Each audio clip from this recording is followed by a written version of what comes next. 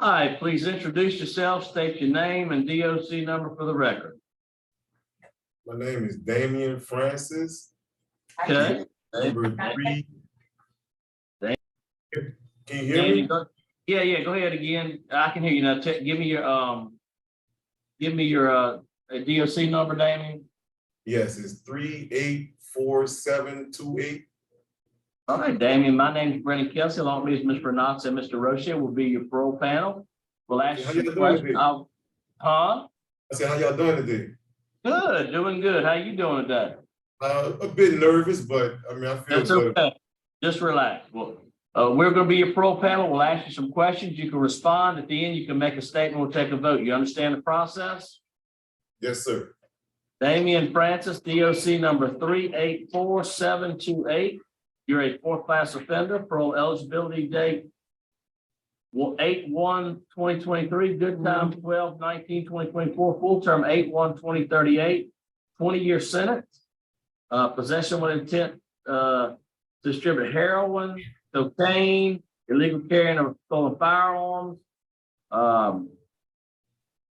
legal carrying of a weapon, possession of operating a clandestine lab with intent to distribute heroin. Does that sound correct? Yes, sir. All right, please answer Ms. Renata's question. Morning, Mr. Frank. How old are you, sir? I'm 43.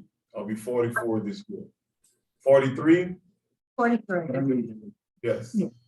I apologize. I want to go ahead and I do need to read some folks at the record. Randy Meyer will be here. Speaking in opposition, you have Javana O'Neill, Travis George, Veronica George, and Bernard Artist. So those are all people that are at least here in support. Some will be speaking somewhere. Okay, I apologize. So, you're 43 years old and you're a 4th felon. What's the longest amount of time you've been in jail? This amount of time right here, man. So how long have you been in? I've been in here 4 years and about 9 months. 4 years, 9 Yes. months of a That's 20. 4 years, 9 months. So tell us about your crime. You have convicted of Jefferson. You're a drug dealer? I'm sorry, I couldn't hear you. You were breaking up. You're a drug dealer? Yes. I was selling drugs. Use drugs? Yes, I have used drugs. Yes, I'm an addict also. I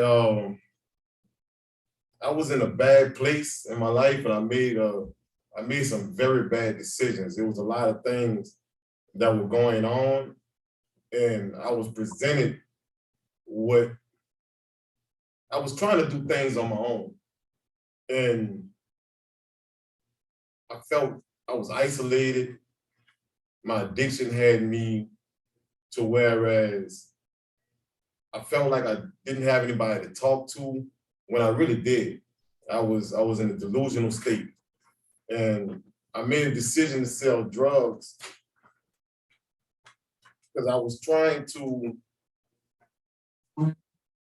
fix things.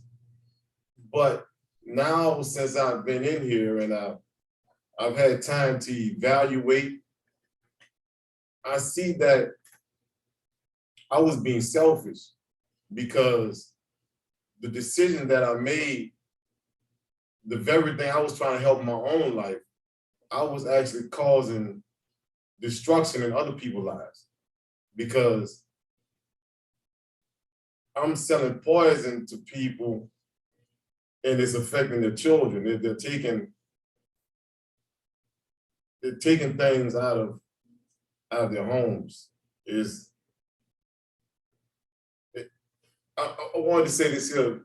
I had a stroke in September that just passed, so bear with me at times because one of the lingering things is I know what I want to say, and I have the thoughts, but I have to, I have to find the words. Yeah, thank you for that. I did see you had a medical issue, so but go ahead. And so the very thing that I wanted to prevent in my own family, in my own situation, because my daughter was in a situation where it was abusive. But the decision I made, being selfish, I caused hurt and harm to other people's families trying to save mine. And that's not, there's no way you can look at that and that's right. So how did you come to that realization? Well, through different self-help programs. Which one? Well, living in balance, the one that I'm in right now would be the one that is bringing to forethought. But when I got into, it's called Louisiana Risk Management now. I believe it used to be substance abuse, phase 1 and 2. It was a class that I took at River Bend in 2019. And it began to, one of the things it deals with was accountability for your actions. And looking at what did you do?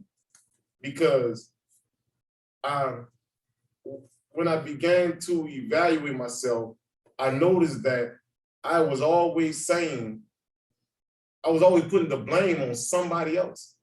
It was always somebody else's fault. It was always somebody else's fault. When now I realize that, no, it's me. I was the one, because, and I felt like I didn't have anybody to talk to. When I got into different, it was a guy that was in the class, because at River Bend, they didn't have AA or NA over there. But it was a guy that was in the substance abuse class with me, and he had came from another facility, and he was a part of that there, and we just happened to be in the same dorm. And so when we would be in the classes, he would see my effort to try to take part and change and take it serious. And so he would sit down with me, he began to explain certain things about me, and I now know that he would be my sponsor. So I accidentally found my first sponsor actually chose me instead of me choosing him. And it was so now when I would encounter situations, I had somebody to talk to. I knew that I wasn't alone. I knew that I can't fix it, because obviously I'm not any good at it. I keep messing up. So I had to seek, I found God. I had a higher power, and that accompanied with support and being able to talk to people. I didn't realize how many people were actually in my same situation, feeling the same way that I would. And when I would talk to different people and share with them, and because at first you hear, well, if I tell somebody about what's going on with me, it'll help them. But you have this thought in your mind, like, nobody wants to hear my problems. People ask how you doing, but they don't really want to hear the answer. But I found— So let's, we're gonna move on here. So you were in work release program, and then, Yes. and then you had to, Yes, I was in work release for 16 months, and then I had a stroke, and I was sent here because of medical purposes. and how are you medically now? You doing all right? Yes, I've been to about 12 hospital visits. I see a neurologist, a cardiologist, and a hematologist, and they say I'm doing well. You know, they were they're really trying to find the cause of the stroke, because they can't find the cause, but they said I'm making great progress for the type of stroke that I had. Before you came to jail this time, did you have any legal employment? No, I Or didn't. just sell drugs? That's what you were, drug dealer. Well, no, I had a job, but I had got laid off. And What kind of job was that? I was working at, New Orleans cold storage. It's a warehouse inside of a freezer type job. And What did you do there? Your forklift driver, what did you do? I was trained to be a forklift driver, but my primary job was to stamp because it's a meat storage. So we used to have to stamp with the USDA stamps, clean up, make sure, basically keep the place clean. Make sure any spills. Right. that was So outside. right now, do you have a duty status? What is your duty status? Yes, I have my duty status says regular work duty with restrictions because it's because I go to so many hospital trips and stuff, and so they still haven't determined what's going on. Have a job? Huh? You have a job? No, What is job here at the assignment? jail? No, I don't have a job assignment. What do you do all day? Sit around the dorm, try to walk. But I'm on a medical dorm. So even though it's not my job assignment, I help out with, I help push dudes in wheelchairs, and I just help out around the dorm. Because we have a lot of elderly people in the dorm I'm in. A lot of people that's they really on their last leg. So I help clean their bed up. So technically I would unofficial care. Are you enrolled in pre-release or have you completed? I'm currently enrolled in pre-release, living in balance, cage your rage, and I'm ongoing in AA and NA. So when do you finish those programs? Living in balance. Do you know? Living in balance, I have 7 more weeks left. In cage and rage, I have 13 more weeks left. And in pre-release, I have 4 more weeks left. And AA and NA, I don't plan on completing that. Well, I'm planning on being that I until understand. Tell us about, if you were successful today, what would be your transition plan? Where would you live? How would you support yourself? my mother has allowed me to come stay with her, and she said I can stay there rent free to be able to until I'll be able to sustain myself on my own. Where's that at? Harvey? Is that in Yes, Harvey? that's in Harvey, Louisiana. So how would you support yourself? I have a job waiting on me. It's a friend of the family that owns a nail shop, and they need maintenance. So I'll be doing the maintenance around the shop, help keeping up with supplies, keeping up the ground. I saw that. The shop help is nail. So how would you stay sober, clean and sober? Continue to do what has worked. Find someone that I can talk to. Find the support groups that's out there. Continue to evaluate myself constantly inside situations. I know how to recognize my triggers now. And so now I know the steps in place when I recognize this here. When I was in a spiral of bad decisions, it was a domino effect. The best thing to stop a domino effect is to do the things necessary to stop the first domino from falling. All right. Warden, is there anything you can add? Well, he did come back to us from work release. He does have a duty status. He's assigned to a field crew, but they're not working because of staff shortage. But he does help with the medically or elderly challenged people in the dormitory. So. Great. We'll hear from Miss Veronica George. Brief statement, Miss Veronica. Veronica George. Okay, go ahead and make your statement. I'm Damien's mother. Damien has faced a lot of challenges in life, and being that I'm his mother, I'm okay with him being in a position where he had to sit down and reevaluate his life and put his plans in action. Talking to him, I realized that he acknowledges that he made some mistakes. And he has acknowledged, that there's values and there's morals, and there's discipline, and there's also consequences for his actions. My home is open up to him. We have a great support team. They come from a strong values of morals, Christian religion background. We have family that's here for him to be able to help him when he falls. I am his mother. His stepfather's a pastor, so he's been engaged in Christian values. He's going to be. I really believe that Damien has had an opportunity to sit down and examine his life and know the values of life and the values of making the right choice. And he has some great things in place, and I believe that if you all do allow him to be released today, that he's going to strive. He's going to strive, to excel in every area in which that he can, to make a difference in society, to become a productive citizen. All right, thank you. Thank you for your comment. I have a brief statement from Mr. Travis George. Yes, sir.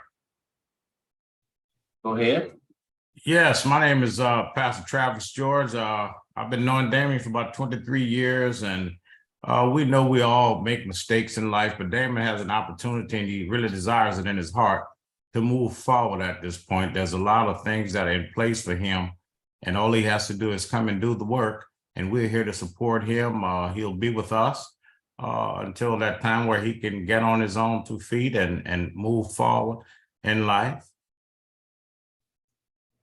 All right. Thank you so much. Thank you for your comment. We'll hear from Mr. Randy Meyer now. Good morning, Randy Meyer, Assistant DA, Jefferson Parish. My concerns with Mr. Francis is his extensive criminal record, including weapons. He had a prior armed robbery conviction. And he's got a weapon offense that he's serving now out of Orleans Parish, I believe. And he had taken living in balance previously. And after that, he had additional DWI and a couple of drug offenses after that course that he took. So the alcohol and substance abuse addiction is really concerning to me. I think a long-term program would benefit Mr. Francis. His good time date currently is December of 24. So he'll be getting out relatively soon, even if he's denied today. But I think a long-term substance abuse program would be very beneficial to him and help him to not come back, not get back into those situations. Thank you. All right, thank you. Mr. Kelsey. Yes. Looking at my notes here, I have one other thing. If y'all don't release him and the board medical clears him, we're gonna make him a trustee here. Okay. All right, thank you. Thank you for that information. All right, Damien, would you like to make a statement on your behalf? Yes, Go ahead. I ask that my parole be granted, not based on my past actions, but on the things that I will do when I get out. I will be a productive member of society. I will be a good father. I will be a good son. I will be a help to other people that are in my situation to try to detour them from the right path. And I just ask that I be given a chance. Thank you. All right, thank you. Thank you. Council prepared to vote. Ms. Renata? Mr. Francis? I think if you'd spent some time in jail on the front end, maybe we wouldn't be here today. I'm glad you had the opportunity to sit down and do some self-reflection for these past years. I think it's starting to sink in with you. I share the concerns of the district attorney because your record is terrible. And you are a dangerous person. But I listened to your parents, and I'm pleased with the support that they put together. Seems like maybe you're willing to accept that support. I like what you said about your experience at River Bend and the sponsor found you and you plan to always do AA. I would be willing to take a chance and grant you conditioned upon that have to complete the programs you're enrolled in first. Gauge your age, living in balance. And I think you said you were in 100 hours. And then, but also a program called Thinking for Change. And then after release, you are to obtain a substance abuse evaluation and you are to comply whatever treatment plan is recommended by that professional. And then you have to attend 3 AA meetings a week. And then also perform community service 5 hours a month. You like to talk, it seems. You have a story to tell, and I'm sure your stepfather can hook you up with some at-risk youth where perhaps you could tell your story and make a difference. Good luck. Okay, thank you. All right, Mr. Roche. Mr. Francis, Yes, hope that you have a speedy recovery. And I think you've turned the corner. I'm going to vote the same as Mr. Nazar for the same reason and under the same conditions. Good luck. okay, thank you, thank you. You have 2 votes to grant your parole, and also I as well. I think you had a good interview today, and one speaks highly of you. You have some good support. I vote to grant your parole after you finish the living in balance, Cage Your Age, which you're in already, and pre-release, which you're in already, and take the Thinking for a Change, get that completed. And after you complete those classes, you'll be released with stipulations of having a substance abuse evaluation follow-up, NAA 3 times a week, and community service 5 hours per month. You understand stipulations? Yes, sir. 3 votes to grant today. Your parole's been granted. Good luck to you. Okay, thank you. Y'all have a good day.